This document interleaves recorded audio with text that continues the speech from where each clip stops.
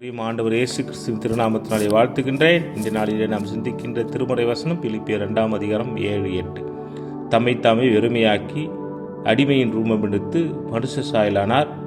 அவர் மனுஷ ரூபாய் காணப்பட்டு மரணபரியந்தும், அதாவது சிலுவையின் மரணபரியந்தும் கீழ்ப்படிந்தவராகி தம்மைத்தாமே தாழ்த்தினார்.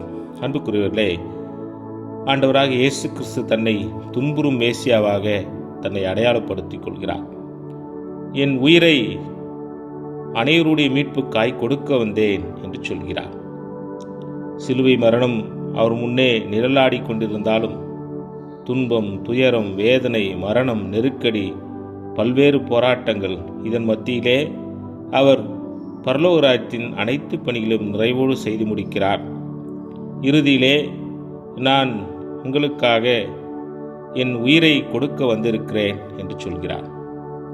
அதைதான் பிலிப்பியரிலே மிக அழகாக சொல்லப்படுகின்ற செய்தி.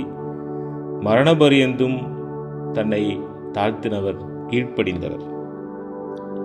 அவருடைய பிள்ளைகளாக இருக்கிற நாம், அவரை பின்பற்றுகிற நாம், அவரை தொடர்ந்து பின்பற்றுவதற்கு நம்மை நாமே அர்ப்பணித்துக் கொள்ள வேண்டும். பவுல் மிக அழகாக சொல்கிறார் பிலிப்பியர் 3:8, கிறிஸ்துவுக்காக நான் எல்லாவற்றையும் குப்பை என்று கருதுகிறேன்.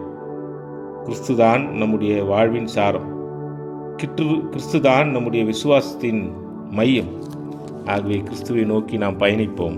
நிறைவான மகிழ்ச்சியை நாம் பெற்றுக்கொள்வோம். கடவுள் தாமே நம்மை ஆசீர்வதிப்பார்.